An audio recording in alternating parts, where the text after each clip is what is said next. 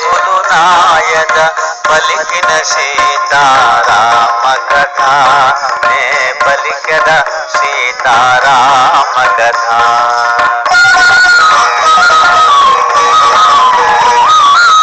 శ్రీ హనుమంతుడు అంజనీసుతుడు అతి బలవంతుడు రామభక్తుడు లంకకు పోయి రాగల ధీరుడు మహిమోపేతుడు శత్రుఘర్షణుడు జాంబవదాది వీరులందరును ప్రేరేపింపగా సమ్మతించెను.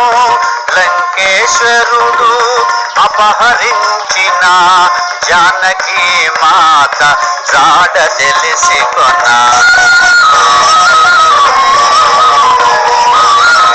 తన తండ్రి అయిన వాయుదేవునకు సూర్యచంద్ర బ్రహ్మాది దేవులకు వానరేంద్రుడు మహేంద్రగిరిపై వందనములిడే పూర్వాభిముఖుడై రామనామమున పరవశుడయ్యే రోమ రోమమున పులకితుడయ్యే కాయము పెంచే కుప్పిల్చి ఎగసే దక్షిణ దిశగా లంక చేరగా